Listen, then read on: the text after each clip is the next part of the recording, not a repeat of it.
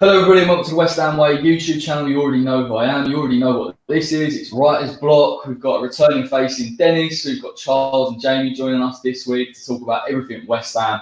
And as always, there is loads and loads to talk about. So let's get straight into it, lads, because I've been looking forward to talking about this one.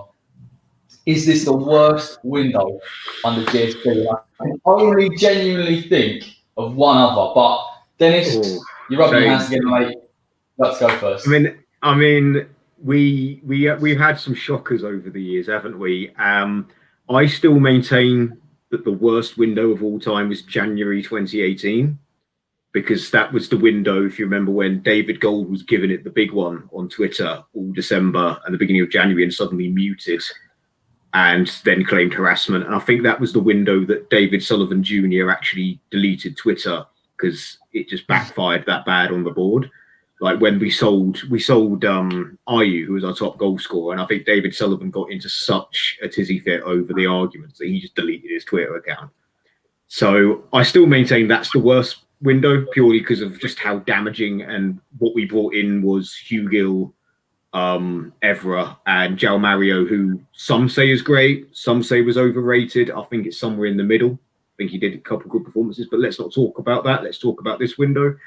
I mean, every window we are told that there's a plan. You know, every window we're told that we want to do business early. We keep hearing, we want to get our business done early. We want to get our business done early. Yet we're scrambling on deadline day. We're linked with God knows who by the end of it. Either it's a fake link or it's a desperation. I mean, every window we're told lip service, and there's always, David Sullivan loves to live for the promise of tomorrow. So it's like, you see what's coming around the corner, like what Jim White said. Look what you're coming in for, because they thought they were going to get Ben Rama and Tarkowski. That's what Sullivan had obviously fed him. That didn't happen. We knew it wasn't going to happen, but if Jim White's told that, he's then going to assume that's going to happen. But again, every window there's financial complications. Every single window, even in a good window, there's financial complications to mean we can't quite complete the project. Like last summer, it was known we needed a fullback, and we needed a centre mid, but we'd spent all our money up front on Haller, but now we're failing instalments. So when I say this is the worst window ever, I think this is the culmination of a series of bad windows, which is culminated in a terrible window. I mean, we've got bids going in that X is saying are known not to be accepted. Now you can interpret that as a fake bid, or we're bidding under the value to see what they're doing. But it's a bit like that scene in The Office with David Brent. Some bids will be false. When he says some complaints will be false, it's like we know that some of the stuff that's coming out of the club or some stuff we read in the newspaper, it's bullshit. And that's the level we've gotten to now. So again, where we say, is this the worst window ever? I think this is the window where we officially just give up. Like, we just completely know what's coming around the corner. I mean, we were linked with players. When I say we're linked with nobody players, we were linked on deadline day. Henry Thompson, who was on the show the other week, put an article linking us with Musa Niakite at Mainz, who plays for Mainz in the Bundesliga. Now, I know quite a few people from Mainz through connections, and they told me that if we bid the right amount of money, they would actually put him on the Ryanair plane themselves. He's that bad. They're in a relegation battle. He can't even make the bench. Yet we're apparently, according to what is a credible source, we're interested in him. Now, either that is just the board or someone going, he's available, let's look at him, or we're just desperate and we're trying to bid someone who arguably sounds worse than Craig Dawson. If you can't get on the bench of a relegation battled bankrupted football team in the Bundesliga, how are you going to improve West Ham? The end result does feel worse than before, which is possibly why you're feeling it's the worst window ever. I mean, we got a good starting 11, but other than Haller and Yarmolenko on the bench, there's nothing really to improve us or change us, in my opinion. And what it is now is sort of the end game for the owners, because now there's nowhere for them to turn except for Claret and Hugh and my new best mate Lee Clayton. Very few people are supporting. Very few. I don't know if you guys saw my little thing. He, enjoy the silence. He didn't reply because I didn't bang to rights on that one. Basically, other than them, no one is supporting. I said the amount of fans, as we said on deadline day, to you, Corey, Sheffield United fans are telling me they feel sorry for us. Sheffield United that hate our guts feel sorry for us. So I'll leave it over to the other guys. But that's my 2 pence. And that why this is the worst window is not actually the business is that bad. This is just all hope is gone now, in my opinion, for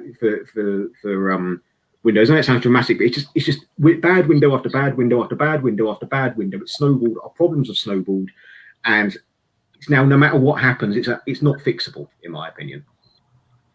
Yeah, I think it definitely feels worse because one, we didn't get any of the targets that David Moyes allegedly wanted. No. Two, we actually let go of players as well. I mean, Wilshere, Cullen, obviously Felipe Anderson left. We didn't bring anybody in. We've saved a lot of wages, and I think that's the frustration, isn't it? Like where if we've got a decent first team squad, but there is no squad depth there, and they basically cut that squad depth. And even now, we'll talk about it a bit about the championship signs that we could look at. They're sort of scrimping around for money to bring in Josh King or Ben Rama or whatever. In my opinion, Josh King wants 90 grand a week wages, which I still think is quite steep. You've literally saved probably about 110, 120 on Felipe. So there's no excuse to not bring anybody in of any kind. And I think probably the most damning note of the whole thing was the fact that Tomori refused to join us as a fourth choice centre-back at Chelsea ahead of the Euros, knowing that he's not going to get too much game time. He actually was like, I'd rather not. Yeah, and unfortunately, that is where West Ham are at now, because it's not like we can bring in anyone. It's actually people don't want to come to West Ham anymore. And that's why we're looking at the guys like Musa Nikiti, just bargain bucket. And even then, we'd be charged over the odds for that. I said it's just. I've said my bit. Like, I've said my bit. Charles, what we say? Can you think of too many worse windows than this, or does this really stick out for you? We signed Mido one window, didn't we? That weren't too great. We genuinely had no money then, to be fair. Genuinely, like legit. Yeah, that was the. They must have had some pictures on him or something like that just to convince him to come. I mean, probably not too many. It's definitely got to be up there with one of the worst. I said on my Twitter, my review of the transfer window was 2 out of 10, basically. I think the 2 points of positivity was obviously keeping Declan Rice. I think that was a massive success for us. I mean, whether they would have accepted a bid if one had been offered, we don't really know, but that's not the point. At least we've still got him. So that's obviously a great positive. But and the other positive, of course, was Kufau. And the thing with Kufau is, that's the sort of player we should be looking for. We should be looking for players who are genuinely hardworking, talented players in playing at a top level, Champions League and Europa League and Premier League of the Czech League. We should be looking for those kind of bargains, especially with how supposedly thrifty the owners are trying to be. So it is very frustrating, and this whole window has just been frustration after frustration. As Dennis was saying, just target after target being lost, being rumoured. Always, there was always a West Ham are interested in, and I think I'm gonna start taking a lot of what the media and what the press say with a very large grain of salt, because every time X says something, that's when I listen. But when the media say something, it's just like another name after another name after another name, and it's like, who can we actually trust to bring in? Because I don't trust GSB. Well, I certainly don't trust Sullivan with his negotiating skills. I think he's honestly one of the worst businessmen I've ever seen in sort of the public light, because he just cannot. Firstly, he can't really make a deal. He doesn't know how to make a deal, which is one of the first things you need to do in business school. He's a blagger. Sorry to interrupt. No, he's a blagger. Simple. He's a wheeler dealer, and that's not who we want running the club. But secondly, he's also terrible at asset management. I mean, aside from Declan Rice, which, by the way, I think he got very lucky with, because God knows what would have happened if we got a 50 or 60 million pound bid for him. But in terms of asset management, he's just atrocious. And when we talk about championship players, I'll give an example of why. But just generally, it's been a very depressing window. thank God for the recent results that have sort of made the transfer window a little bit more palatable. But yeah, like I said, just target after target. Always being rumoured, always being interested in, and at the end of the day, we're just not getting anything done. And also, like you say, with Tomori, Gory, players don't want to come. They don't want to come to us. I know.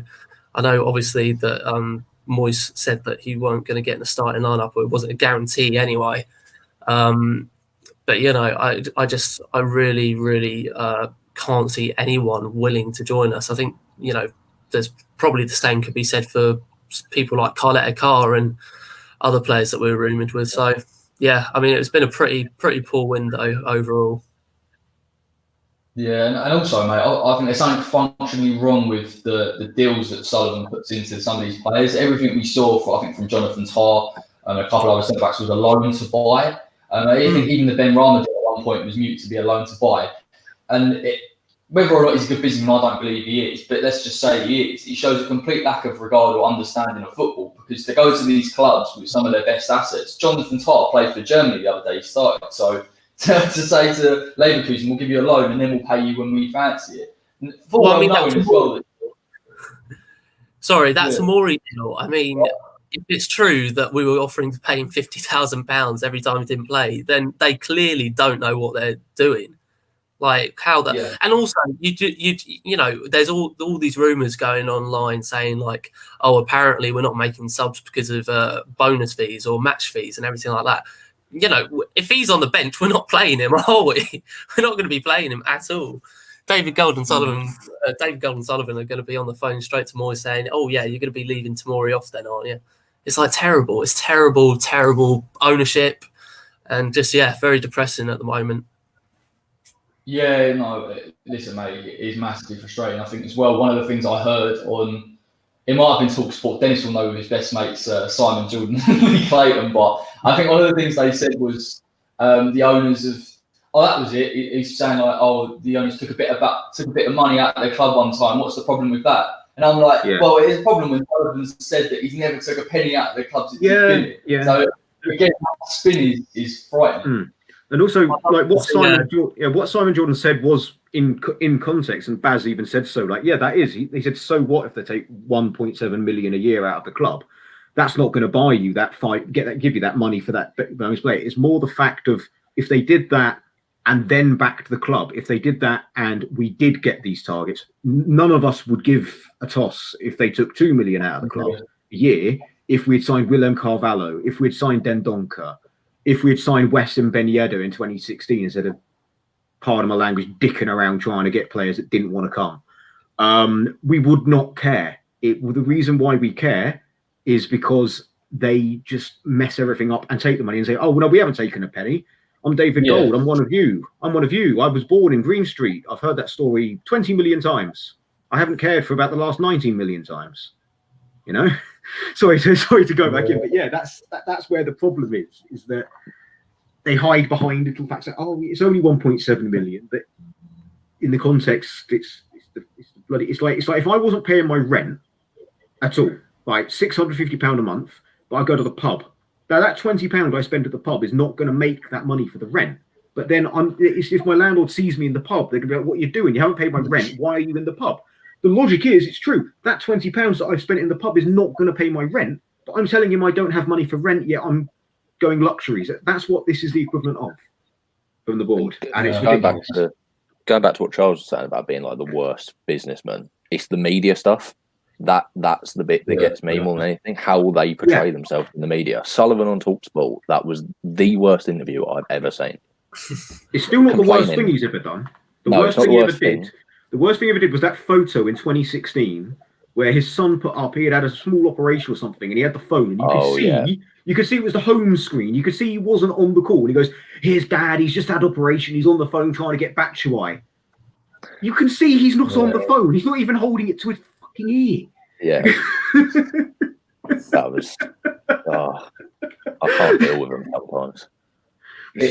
Honestly, it is that thing, isn't it, where they go to TalkSport, and I just knew after the window we'd had that they would go to TalkSport the next day. We'd have to listen to Simon Jordan and Jim White say, what was it? Like, I think this is the end of a clip where Jim White says, but they've tried. And I'm like, they've had 6 months. They've had multiple opportunities to sign players. And apparently we're supposed to be happy because they tried.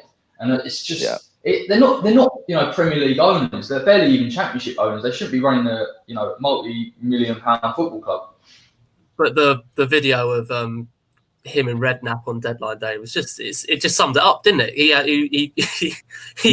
had nothing to say. I mean, he was saying to us all window, "Oh, just you wait until you see where this Diangana money's going," and we're still asking that question now. It's like, he really doesn't, and that's the problem. They don't understand the problems, the issues, and I know with those kind of talk shows and with those radio shows that they're trying to amp fans up and they're trying to cause confidence and everything like that. But at the end of the day, you have to be blind as a bat to not see the problems that are occurring at West Ham. And, it is frustrating as a West Ham fan listening to these points. Yeah, completely agree. I mean, let's come to you, Jamie. But, particularly with Arthur's potential injury as well, obviously that came out yesterday that he's done his knee in. Does that highlight how poor this window might have been?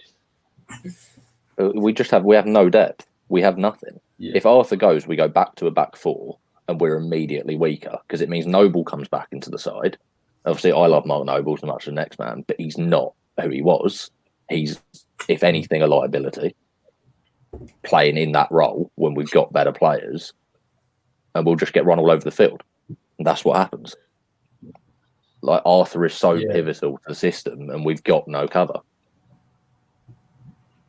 Yeah, that's the thing, mate, isn't it? I think that's what I alluded to in one of my videos yesterday, was the fact that if you take Arthur out, we are going to go back to a back four. Then you are going to have to play Mark in there. And even if you play Mark in there, by the way, I think that only leaves Snodgrass as our backup centre mid. So I mean, the depth isn't there, mate.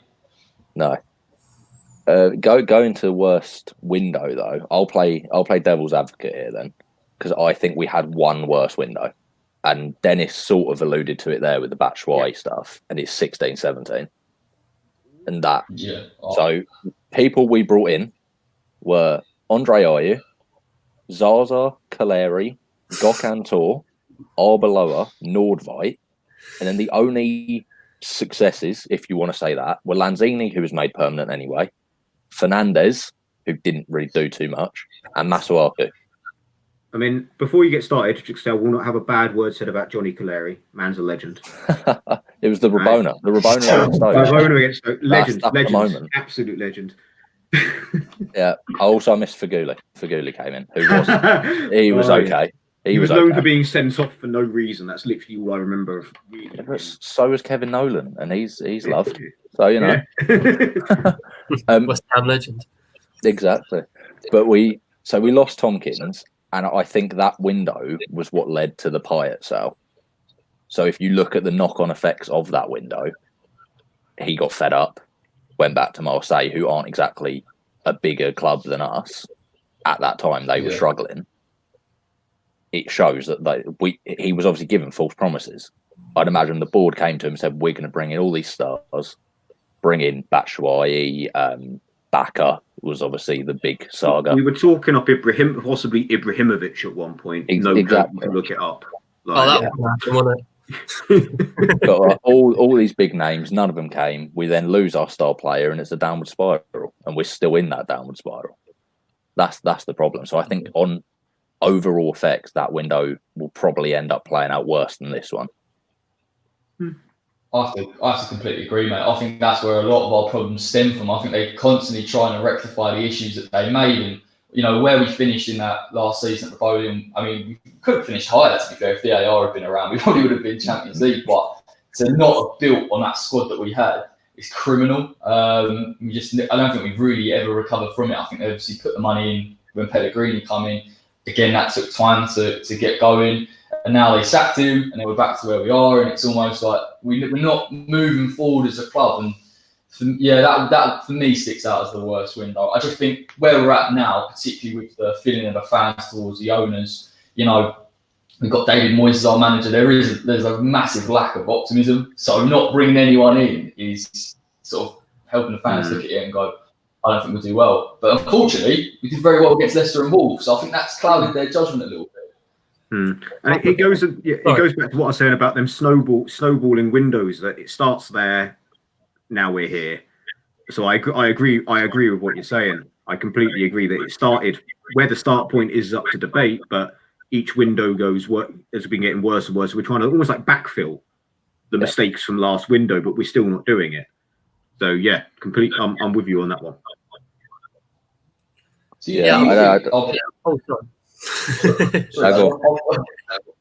I was just saying that. Oh God! Talking over each other, everything. I'll just quickly say that it's a massive. It's also symptomatic of a bigger problem as well, which is the lack of scouting department, or at least analysis department. Like the fact that we've only got one scout is the reason why we're not locating these targets, these key useful targets, these little cheap bargains. You have to do your research, and you can't do research on FIFA or Football Manager or YouTube. You have to go to the games. You have to have a vast and expansive scouting system, and we just don't have that because they're doing it on the cheap.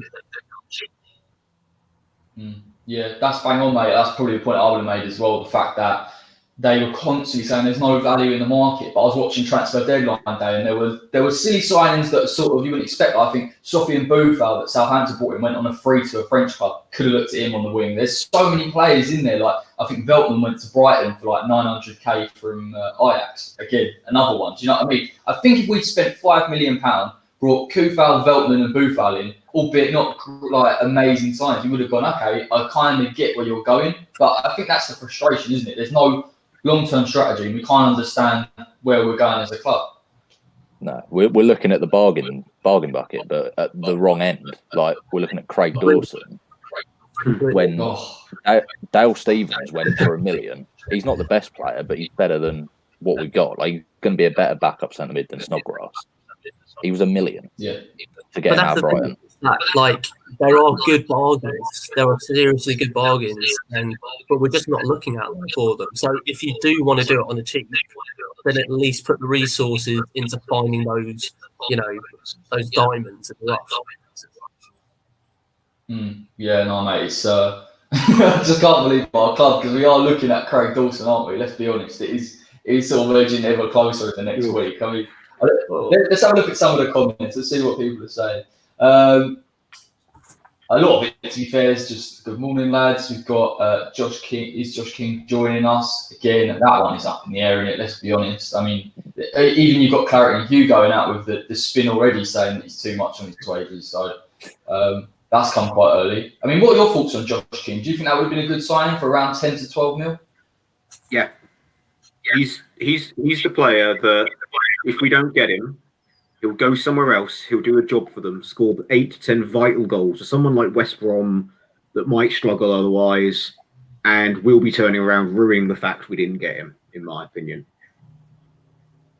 I like Josh King, but I think there's a better option in a similar mould in the Championship, who I think we are linked with, which is Karlan Grant from Huddersfield. Similar sort of player, that little pacey striker, can play on the wing if needed. I don't like that King, 18 goals, of his 18 last goals, 8 of them are penalties, which is fine. But we don't get that many penalties. I don't know if anyone else has noticed that. So he's not as prolific as it may seem at first glance. So I'd probably, if it was me, I'd go for Karlan Grant. But I wouldn't be opposed to Josh King because we're so low on players that I'd take anything at this point, apart from Craig Dawson. Apart from that. Yeah, I mean, sorry. I like King. I do. I think he's a proven goal scorer.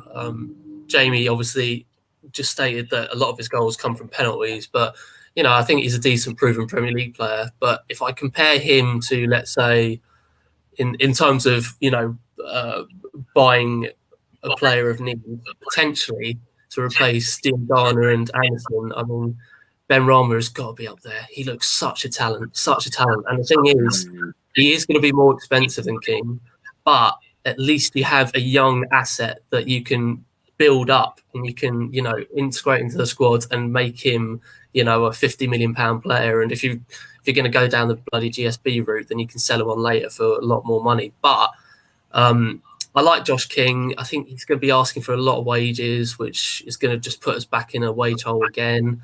Potentially we can get Benrahma for a little bit less, but I don't know. Like Jamie said, I mean, there's obviously the issue of the fact whether he can still, really get those goals that we need. And I mean, we've got Allaire, we've got Antonio. I wouldn't be opposed to signing, someone on the cheap from even League One or something like that, just for cover. But yeah, I wouldn't be opposed to it. I mean, I touch on it a lot more. I touch on it a lot more in the stuff I've got for the Championship side or EFL signings. But yeah, there's a few things there you said. Yeah, I was about to say no more things on the EFL because that's coming up literally there. Gonna say. I know. Let's have a look.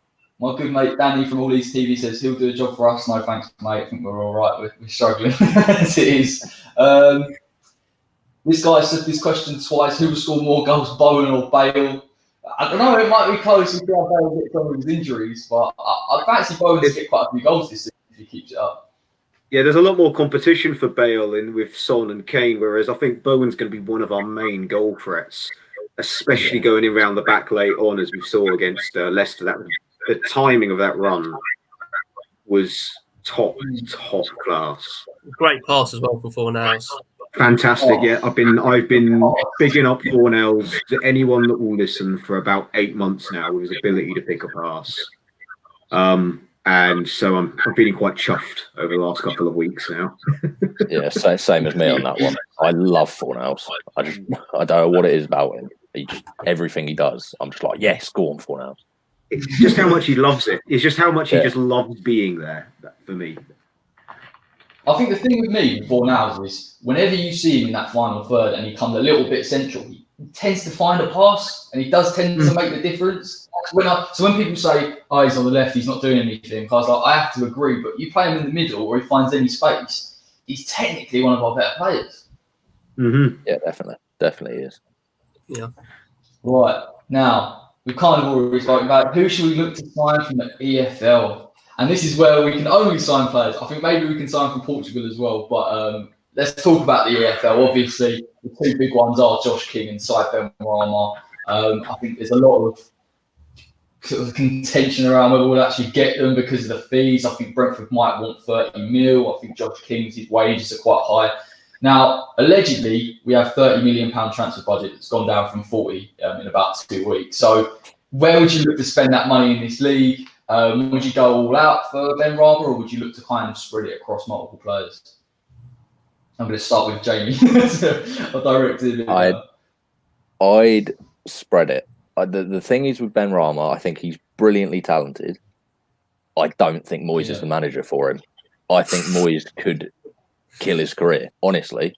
Because he, if you look at West Ham fans, we got annoyed with Felipe Anderson, who was a better tracker back than people thought, but everyone thought his work rate wasn't there. Benrahma is a luxury player. We can't afford that. The way we play is so. That's why we play Fornals and Bowen, because they will get back. Benrahma's not going to do that. He'd be a brilliant player to have, don't get me wrong, but we need other players more. That's my issue. So we need a left back, we need a centre back, and we need a centre mid more than we need a winger. So unfortunately, mate, it feels like we've been forced into this situation. We did have Grady Diangana, and now almost we're dipping back into the market for someone that we could play on that left hand side. It's nuts, man. I think I don't know about you lot. I'm not over the Grady sale even now. No, neither. I saw him up at Ipswich in the pre-season friendly. I managed to get into the game. He was brilliant. Like he started a bit slow, and then he got into it, and Haller loved it. They were just playing off each other, and we're not going to see it. We're not going to see it. He even came out and said, didn't he? It's great to have a player like Grady, and the week later, out the door. That sums up the board, doesn't it?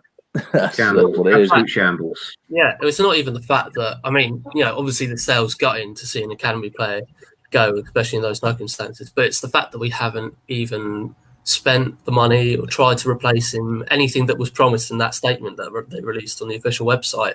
Like that just sums up the ownership, really. It's I not pulled great. it up. I pulled it up on a video. I was like, literally, I did a video straight after the deadline finished, and I was like, by the way, this is exactly what they said. It will be reinvested. And this is the thing with their club as well. They don't do themselves any favours. So you're going to put stuff out publicly, at least back it a bit. It's almost like they just sort of throw it under the carpet and pretend they're out. Yep. So the players I'd look at from the Championship. So obviously I touched on Carl Angron. If we're going to go down the striker route, that would be my pick.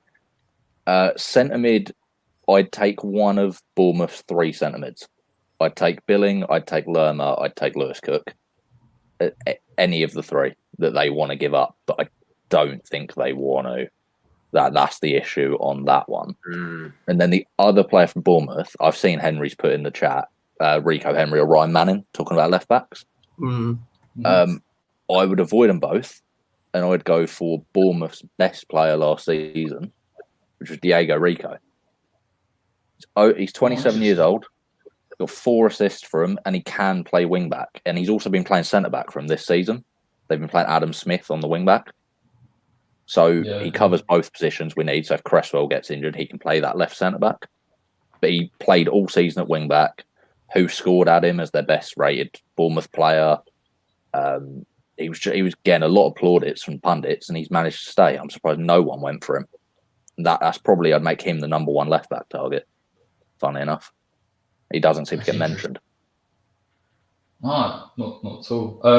It's interesting what you said about the Bournemouth midfielder as well, because I did a bit of homework on David Brooks, because we were kind of linked with him a little bit. I think he's a good player, maybe not the player that we needed this time, but we just need a backup centre midfielder that's got a bit of box to box in him, and I do think Philip Billing does offer that. Yeah, and if he comes in, we don't lose Souček's height. If Souček's the man that comes out, Philip Billing's 6'6", and Souček is essential to how we're playing at the moment, whether he's in our box or their box. So we'd still have that. He made 4 tackles, interceptions last season, which that's pretty good. That's nearly Rice numbers. So he does get stuck in. He's got a decent left peg on him as well. So could be a decent pickup. But I don't know how much they'd want for him, because he's only 23, 24. And they have ambitions of promotion, so they're going to want top dollar for their stars. That's the issue. The thing is with Bournemouth, though, they've sold a lot. You know what I mean? They've got a bit of money kicking around, and I don't think they've gone out and spent it, which is a bit strange. So I mean, maybe they are looking to sort of move these players on. I don't know if they are. I think they're doing the opposite. I think they're not spending because they're happy with their squad. They think they're good enough to get back up. They've got some very good Championship players. They've got Chris Metham, who was very good at Brentford at centre back, who I would look at, but they're not going to let him go because he's like their prized asset at the moment.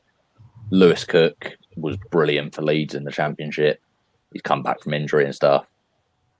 And if they can keep Josh King, you wouldn't back against them coming up. So I think they might try. They're going to be hard negotiators. That's the problem with them. I actually think this isn't just because of the West Ham game, but I think Dan Juma is a real player. Like every game I watch for Bournemouth, he's just unreal for them. If they keep holding him, they'll be all right. Yeah, I can't see anyone coming in for him because he kind of flopped last season. He hardly got any minutes. Yeah, that's what I mean. It's crazy because he just went under the radar, and then all of a sudden he's popped up this season and he started banging them in. But I mean, Charles, what are we saying, mate? Are you very much on the Cy Benrahma, Josh King train, or do you think there's anyone out there that we could pinch elsewhere? I mean, I have to agree with Jamie, to be fair. I mean, I love Benrahma, I really do. But the success that we've been having recently with the system, unfortunately, he probably won't fit that. So, I mean, I do love him. I do want him in. And I want to be playing in a system where he can thrive. But, yeah, I think in terms of how it's going now, system-wise, it might not be the best thing. So, in terms of spreading out the supposed budget that we have, I feel like Manning could do a good job just in terms of his depth of position. Not only is he good on the as a fullback, but can be useful apparently as a centre midfielder. So I do like that. In terms of centre backs, I like Joe Worrell. I think he's solid, very solid. But also there's a young centre back called So from Nottingham Forest, who I think we can pick up for pretty cheap, and he's looked like a real talent at Forest as well. But yeah, I mean, I'm a big fan of Bradley Dack, but again, I don't think he's really going to fit in the system that we're playing at the moment. But I honestly think he would be quality in the team. And yeah, I mean, the funny thing is, backup striker wise, I would have gone Jordan Hugill. I think you had him already. You had him already. Why not give him a go? So again, It does beg the question. Another piece of senseless transfer business by. I mean, the thing is, he is a big meme at this point, but he never got the opportunity, he never got the chance, and every time he's gone to the Championship, he has done solid and he's done well, and he seems like he cares about the teams that he's joined, and he certainly seemed to have an affection with West Ham and all the bubbles. So, I mean, why not give him a chance? It is weird though, isn't it? Like, you just oh god, that clip, I've still got it in my mind. You know what though? Like, that's the problem though, isn't it, with the business that we're doing? Like, you look at it and you go, could I have Grady, could I have Felipe as backup, could I have Hugill maybe as that striking backup? It's like they're all gone. It's like what it's backfilling mistakes. It's backfilling mistakes. Yeah. It's not adding anything new. It's just backfilling what you missed out on or what you've given away. The problem. We're now going to have to spend more than 30 million to get to what we had when we've earned 18 off of Diangana, 4 off of Hugill, less than $1 million off of. Hugill wasn't even on that big of wages either. Like, it wasn't going to be he wasn't a costly player that we need to get off the books. He was just the player that Moyes. He was on high Championship wages, so it was hard to move him on because the clubs that wanted him, I think he would have had to have taken a pay cut. Like, I work with a QPR fan who raves about him, and but yeah, he was on 35 grand a week, I think, and they could only afford 20, and that's why we moved on to Norwich for less of a transfer fee because we didn't want to pay his wages. The other one is Cullen, isn't it? Like the Cullen is the obvious one where he can't have been on that big a wage at all as a youth academy player coming through. And every game he's played for West Ham, I'm not saying he's lit it up, but he's done a solid job. I mean, what are we saying about that? Do you think that was just way too premature, wasn't it? I think he's a great backup to have had. I mean, he clearly showed in the early part of the season, certainly in pre-season as well, that he was someone capable of stepping up. And Charlton fans were absolutely over the moon with him over the last few years that they've had him. I just can't see how much of a risk it would have been to put him in. I mean, it's not like he would have been starting every game, but if you were thinking about a young, hungry player over someone like Noble who just doesn't have the legs for it anymore, it's just another baffling decision. And I think it was, what was it, like 900,000 we sold him for? Something like that. What it is for me is the fact I think he just wanted he wanted to start. He was told, no, you're going to be a bench player at best this season. And he just thought, right, how many can I lose another year of my career? If he's not going to get a loan out, he's not going to be playing. He's too good for under 23 football. No disrespect to the level, but he's played Championship football for a couple of years. So he's probably thought, right, I need to get out of here. You're not going to loan me out. I want to be sold. And Anderlecht came in with the only bid, and Sullivan went, yeah, it's money in my pocket. I'll take it. He didn't cost us a penny. We've made 100% profit on this player. Aren't we good businessmen? Look at the return of investment. That's what happened. Yeah. And the youth thing as well, because I think X said it as well. We're looking to loan out Cardozo, a few players as well. I think Moyes come out and said, "Oh, it's all right, don't worry, we need a small squad because we just bring in the youth players." And it's like, the good youth players are being loaned out for experience. So now we're stuck with, I think, other than Alessi and Ashby, I don't really think of anyone in the under 23s that isn't available for loan that would possibly make that step up now. Coventry is probably the only one. I thought Coventry was already in the squads anyway. He was on the bench, wasn't he, at the weekend? Sort of. Yeah, he comes in and out. He's going to have to get called up at some point, isn't he? Surely he's going to be on that subs bench at least. I mean, no way. We get going on about sort of my Championship picks. So I'll start off from the top with the fact that we need these positions. We need a left back. We need a centre back. We need a centre mid. We need a backup striker. But we're going to be priced out of everything. We're probably going to only be able to get either 2 really terrible options or 1 sort of top quality player from the Championship. Benrahma, for me, I've got a colleague I work with called Lawrence, who went to watch Brentford a few times before lockdown. And he said the guy's mentality, he's just not got the mentality for the Premier League. He gets 1 tough challenge and he's out of the game. Like, completely goes within his shell and just hugs the touchline and doesn't like to get stuck in. Whereas Bowen was ready-made. He was ready to go. He was fighting and things like that. You could tell that he was ready to make that step up. Benrahma, for me, is he's a flashy player. Yes, he scores a few goals. Yes, he gets the assists. But I just think the difference in quality between Championship and Premier League, I think he'll struggle. I think, especially if we pay anything over 25 million for him, is going to be terrible. He said also because of the way Moyes plays, because it's going to be seen as a huge waste of money. I personally don't think we should go there. I think if he's available next year and we have a different manager and maybe a different owners, touch wood, maybe. Yeah. But maybe. I mean, if we're going to go for wingers, I mean, personally, I would love Junior Stanislas back as a squad player.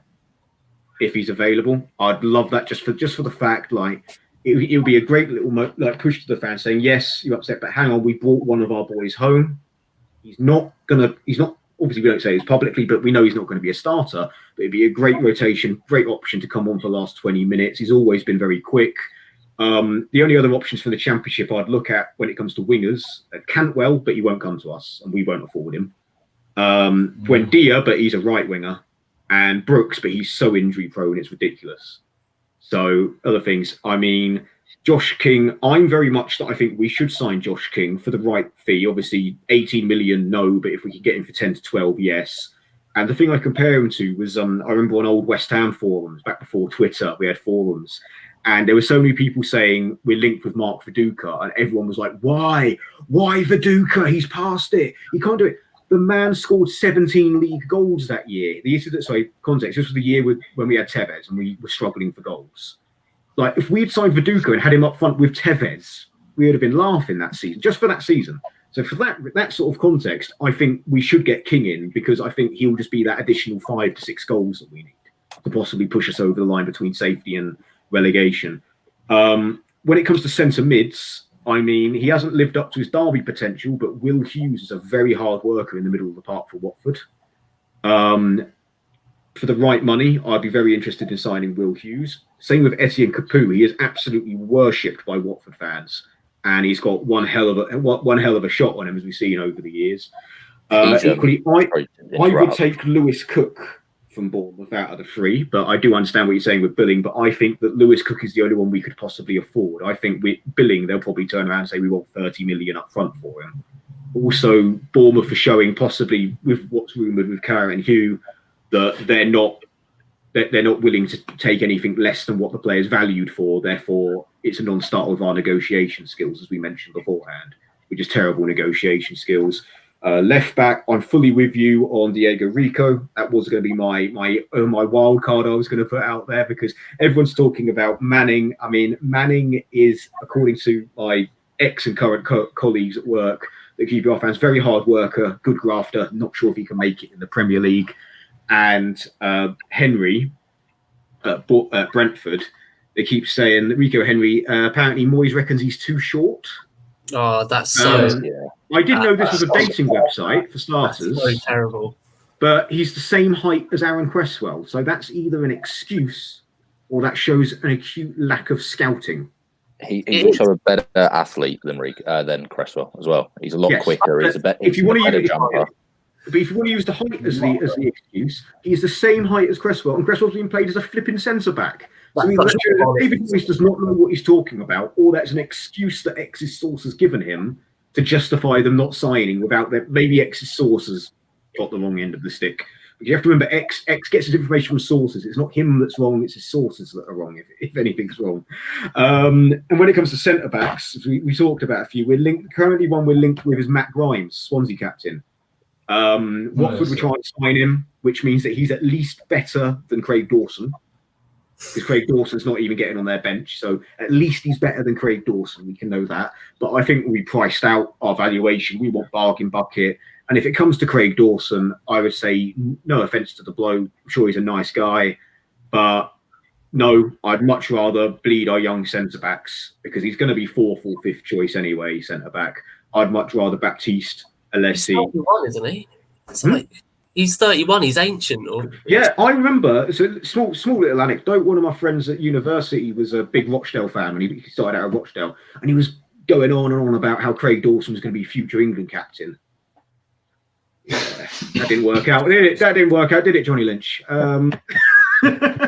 Just hope he's watching. But yeah, so that's my 2 pence for the Championship players. A few names out there that I wouldn't say, but I'm also conscious of hogging all the time.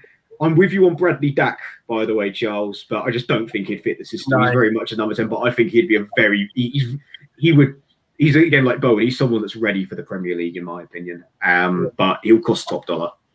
Yeah, that's true. And I think the thing with Craig Dawson is it's Roger Johnson part 2. It is. Yeah. It is. The difference was Roger Johnson for at least one season was considered a very good centre back. I remember there was talk of Arsenal signing him and Scott Dan as a partnership in that summer, and they got Koscielny instead. I think they got the better deal, if I'm honest with you. But yeah, Roger Johnson was that defending against Yaya Toure still gives me nightmares. It haunts me. That clip haunts me, honestly. He's still moving back out. Just can't stop. No, do you know what? It's kind of sad because actually, when I think about when the window opened, I thought, you've got Eze was there, Ben Rama was there, Rico Henry. There was some real astute signings to make. Campbell, I'd looked at Buendia. Buendia would be great. He's such a hard worker, really well, and a creative player. But now we've got to that stage where we're looking at the sort of bargain basement of players that even Championship clubs don't really want, if you know what I mean. And on the Dawson thing, you know, okay, I don't rate him at all. I don't think he fits with us. He's just a little bit of mobile. Maybe good from set pieces is his only advantage. But why don't you bring for a youth player rather than spending £4 or £5 million on a player that's got no resale value, that isn't actually that solid in the Premier League either? Do you know what I mean? It just doesn't make sense. And I think it's age, isn't it? We'll tell her. So that would be the reason why. It's Carlos Sanchez 2.0. It's like with Carlos Sanchez, why didn't we, either put a youth player through or keep Edil Fernandez instead of loading him out to Fiorentina? I'd have rather had Fernandez in the middle of the park than Carlos Sanchez. So again, I'd much rather have Cardoso, if you're not going to loan him out, or younger players coming into that last minute spot. I mean, they can't be any worse than what Craig Dawson was last season for Watford. I will touch on this because this was a kind of a touch and go thing. I think it was, is it Roland from Swansea, the young centre back? Rodon, he's off Spurs. No. So he had a badish game against. I think he got done by Grealish, to be fair, which actually at the moment is not too bad given his form. But you watch him, and Van Dijk. And you watch him. I was thinking, God, this guy's really good. And apparently, obviously, we could have got him maybe for 15 to 18 mil before Spurs come in. And then apparently, Sullivan or whatever said to X that basically he'll be good in a year's time. We're not going to spend the money now. And you look at it, if he goes to Tottenham, this guy is going to perform. Trust me, he's a proper player. Well, he's also got that Wilshere bit about him, and that he just misses so many games with injury. He's had a lot of ankle problems, so that's where I would have trepidation. However, again, that is completely the complete symptom of our problems with the transfer. He'll be good in a year. Now, I know I said wait a year with Ben Rama. That's purely because he doesn't fit how we're playing under Moyes. If we get another manager, that's a different thing. It'll be good in a year. We'll get him now and make sure he's good for you in a year. I mean, imagine if someone said that if Man United's excuse for not signing Jadon Sancho this summer wasn't that they were priced out, but he'll be good in a year. How would that have gone down? Yeah, it just doesn't make any sense. Yeah, exactly right.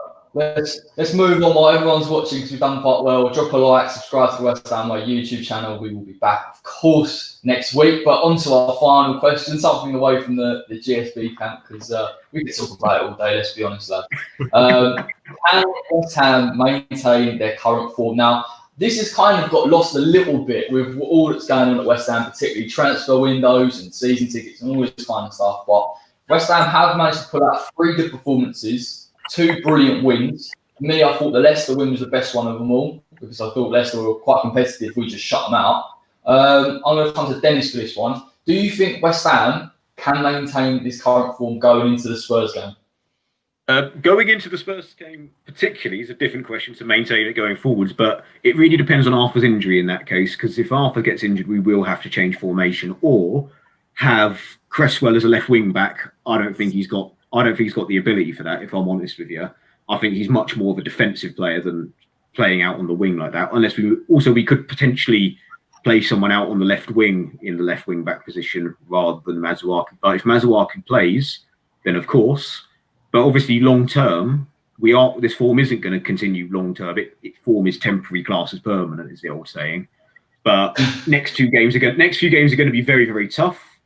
It's going to be very, it's great that we're coming in with this form, with this confidence. But we've got Spurs, City, and Liverpool. So immediately, I am going to sort of put my helmet on and be Mr. Negativity here. That we're gonna have to batten down the hatches, and I'd be very happy if we're just competitive and make a game of it, and either come out. I'll be absolutely delighted for a point in any of the games. Obviously, we want to beat Spurs, but Spurs are scoring for fun right now. I think it is one of the tougher games to go into after the international break. I don't really see us playing the way we did against Leicester and Wolves against Spurs, Liverpool, and City. So therefore, I'm going to be very unpopular here and say no, it can't continue for the next 3 weeks. But after then, we continue playing. If we play well, it can pick up again straight away with the game against Fulham. Yeah, listen, I think the thing with with Arsenal, Leicester and Wolves is they all at points played a back 3. And I think that did suit us a little bit. Against Tottenham, they won't play that. They'll have another body in midfield. They brought Højbjerg in, obviously. You've got so they have got bodies, and it will be tricky. But I just think with this formation, it makes it competitive. Every time going to the West Ham game previously, I've always been like, well, Cresswell's at left back, that's a weakness. We don't have a natural left winger. In this formation, it seems like you've got the right players in the right positions, and they're performing very, very well. And I think against Tottenham, I'm not saying we'll beat them, but I think it'll be a competitive game. And then it's a free hit against City and Liverpool, particularly with this Premier League at the moment. Everyone's up and down, and as long as you can play on that high line against Liverpool, you can get in behind. I mean, there's no easy or predictable games this season. Let's be fair. I mean, last weekend proved that. So I think I'm just saying that I just don't think the way we how well we played in the last 2 games. I just think we're going to be brought down to earth just a little bit in the next couple of weeks. But then moving forwards, hopefully, what we don't want is we don't want to pick up major injuries. We don't want to let our heads drop too bad, and we don't want to be completely turned out. We want to be competitive. We want to still be attacking. Obviously we want to beat Spurs, but if we play as well as we can, we're more than capable of getting a draw. It's just with their goal scoring potential, I can see it going one or 2 ways. So. Yeah, and the thing is with Spurs, obviously, high lines and bad defences like United and Southampton mean that you can get in behind with Son. I mean, the big issue for me is Gareth Bale's return, because I do believe he's fit to play against West Ham. And, I mean, I don't know how you lot feel about him, but do you think he'll start? Do you think he'll play on the wing, or do you think you'll see him in more of a number 10 role? I don't think he'll start. I think he'll start with Lucas, because he seems to like Lucas a lot at the moment. And then Bale will come on and probably score a 30-yard screamer to win 3-2. Right. That sounds like deja vu, doesn't it? Oh, yeah, sounds like I still remember exactly where I was when that goal went in 2013. Yeah, so do I. Exactly where I was. That. Yeah. No, I think Bale is the danger man, but I don't like the matchup of Son versus Balbuena. I think Balbuena's been brilliant, but Son is so quick. And Balbuena is not, unfortunately. Bonner has been good sweeping, like he has swept very well. But if Son gets in behind, he's in behind. We're not catching him.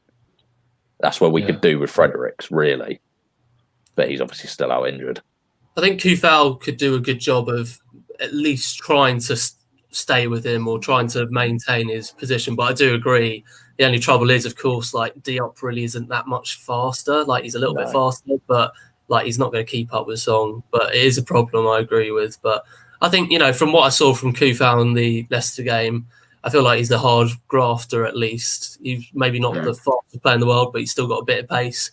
Obviously, like you say, I think Fredericks is the ideal candidate to stick on Son, but that's not possible, I'm afraid. Yeah, so we'll have to hope Kufal can do it again. His positional play seemed a lot better. I felt more comfortable with him playing there. Whereas Fredericks seemed to be in and out a lot. It was a much more grittier defensive performance from a right back, which is, you know, something that Zabaleta had in abundance, but Frederick sadly doesn't. But I think the thing with Kufal was you could see he's a bit cuter defensively. He just understands that defensive position. You don't get that from Fredericks because he'll just run up, push up too high, and then you don't see him like trot back. Do you know what I mean? Whereas Kufal was very much like, if he stayed back, he could cut across. He backed up the centre backs, and it's important, like you say, mate, because Balbuena could get pulled out of position against Son, and you know Kane looking to play that ball in behind. Yeah, and obviously with Spurs' new left back Reguilon, he will fly forward, so Bowen's going to have a job on him to cover as well. And that's why I think Son's going to come inside onto Balbuena. Kufal's going to have to watch Reguilon when Bowen's knackered. It could cause trouble. Like, and I'm a bit skeptical about maintaining the form, just because of the form Spurs are in. As much as that hurts to say, they have been very good. So it's tough. Yeah, we'll have to see when it comes to it. In fairness, we were all doom and gloom going into the Wolves game, and look what happened. So yeah, exactly. There's always a chance. Always a chance. There's always, I think at least we'll be competitive. Like you say though, mate. Reguilon is a fantastic player as well. I think that's such a good signing for Spurs. It's just clever. United missed out on him. You've got Harry Kane in this different role where he's dropping deep and playing it over the top, and like you've seen. I hate to say it, but he's such a good player, Harry Kane. Like honestly, he's an intelligent football player, and he links up well with Son. And then if you throw Bale in there. And that's the issue, isn't it? You get to the last 30 minutes. Obviously, West Ham play with such a high work rate against Leicester and Wolves. And then you bring on Gareth Bale. We're all going to be sitting there going, oh, who are we going to bring on to freshen it up? I don't think we've got anyone at all. Also, it's not even a case who we bring on. It's like, will David Moyes make the sub? It goes back to what we were discussing the other week. Decision-making, lack of subs is going to cost us in situations like that. Even when we're 3 or 4-0 up, I would have taken off... When we were 3-0 up against Wolves, I'd have taken Mickey off, brought Haller on for 15 minutes, not because I'm a big fat super fan of Sebastian Haller, purely because the likelihood, Sod's law is, when things go well for West Ham, our players pull hamstrings. You know, and if Antonio pulls his hamstring, not only will it be a case of him being out, it's then he'll be rushed back, he'll get injured again, we rush back. It's what happened all the time under Billick.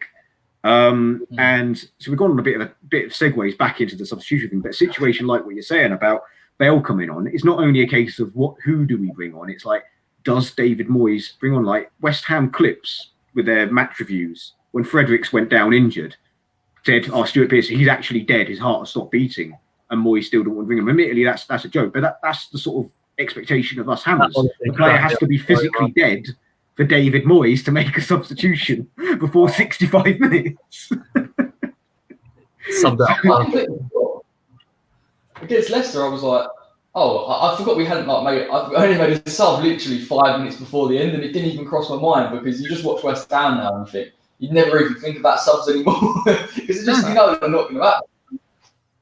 It's like in the old days where, like, if you watch a replay of the 1980 FA Cup final, you have the substitute. That's what the year David Moyes lives in, where you have just one substitute on the bench that's wearing the number 12 jersey.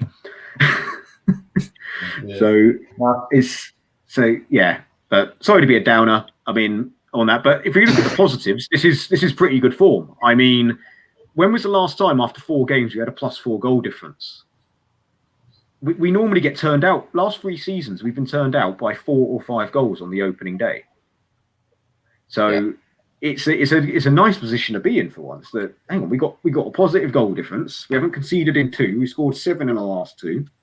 Quite nice. Yeah, fingers crossed we keep it that way against Liverpool, Man City, mate. Because I tell you what, if they come with a bit of a vengeance, it's going to be a tricky one.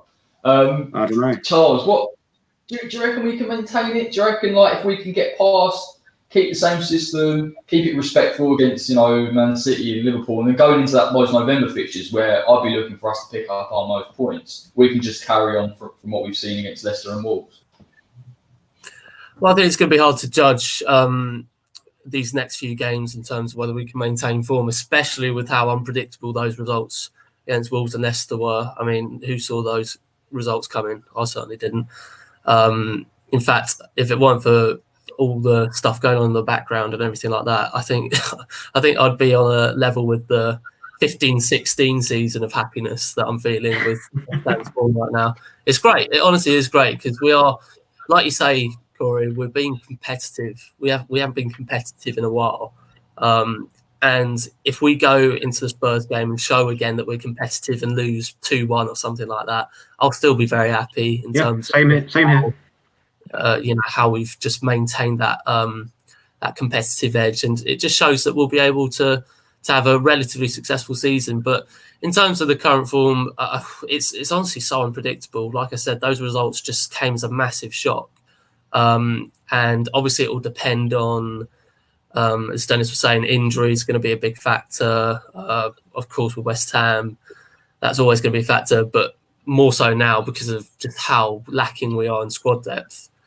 I'd like to see if Masuaku is out for the Spurs game and we haven't signed anyone by then, I would really, really love to see Ashby in there just to see what he would do.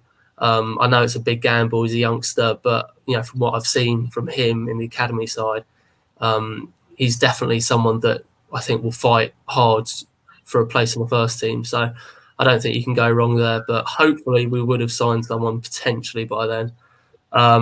But yeah, I mean, I'm hoping that we maintain the current form, realistically, obviously with those fixtures, it's going to be very hard. And obviously when you've got, the amount of analytics that are going on at City and at all the big clubs, there's obviously going to be a chance that they're going to try and find the weaknesses in the system and try and exploit those. So I'm just hoping that we stay competitive and that we at least give it a good go like we did against Leicester and Wolves. And who knows? I mean, I'm loving the fact, I never thought I'd say it, but I'm loving the fact that we're playing counter-attacking football, because it's given us our best opportunity, especially with Antonio. I mean, he is genuinely unplayable. When he first started playing up top on his own, I just thought, he needs someone to partner him. I'm definitely changing my mind after that. He's honestly a one-man attack and he's unplayable. I mean, Johnny Evans and Soyuncu, who have been relatively successful over the last season or so, they had no chance against Antonio. So yeah, hopefully he can give Spurs some more problems, and we may be able to get a point or three out of it. But yeah, it's going to be interesting. But those results against Wolves and Leicester are very encouraging. I'd love to beat Tottenham. I really, really would love to do one, particularly in their form they're in as well. Just like Moyes, just to pull off like what he's done in the past 2 games, just do a number on the ring. Because the thing is with the Leicester game, the Wolves one took us all by shock. I was like, and then I looked at it and thought, well, Wolves played the same way. They had no creativity. They couldn't break us on the wing backs, right? But Leicester, there were so many avenues for them to beat us, and we just completely. And he just had his number, and I was just thinking, this is quite decent. I don't know whether it was Alan Irvine or David Moyes or whoever it was, but it was impressive to see. We're not going to be that passing, progressive team where we're sort of playing the ball around, but to watch us actually be in control for most of the game, other than maybe that last 5 when Barnes got through and Vardy got through. It was good to watch, mate. Yeah, I mean, the thing is as well is that again, it all comes back to GSB. It always has to these days. But the thing is what you have to give credit to Moyes for is the fact that he doesn't have. I mean, like you say, Corey, we want to be playing tiki-taka football and playing, the West Ham way and, playing some lovely little football and all that. But realistically, with who we have and the personnel we have, this is the best system. We don't have the best personnel necessarily in the league, which is why setting up in a counter-attacking way is probably our best shot of winning games. Because if we're going out there and attacking and having a high line with people like Cresswell and Noble, you know, we're going to get our arses smacked every time. So I'm liking the way we're playing, and yeah, long may it continue. The biggest compliment. Let's get a result. The biggest compliment to how we're playing at the moment was Leicester going 2 or 3 at the back, because they play 4 at the back and they match us. Whereas normally we're going into that game as the underdogs. They feared us. Obviously, it backfired on them. But it'd be interesting because Spurs they do play a 3 back occasionally. They do play 3 centre backs. Be interesting to see if they want to go the same route. I'd be surprised because I think they like Højbjerg sort of dictating from that. But that's the thing role, with Wolves. But yeah, I'd love to be Spurs. I'd love to be him. Spurs at home is always the game that. Yeah, Spurs at home are always the game. Is always the game. Spurs home and away, to be fair, is always the games that you look out for. Like I always used to joke that I don't actually when we were. I think it was under the Grant year. I said at university that I don't care about any other game as long as we beat Spurs home and away. We can lose every game and get relegated with 6 points. I don't mean that, but it is that sort of mentality at times where you think you just want to beat Spurs that badly.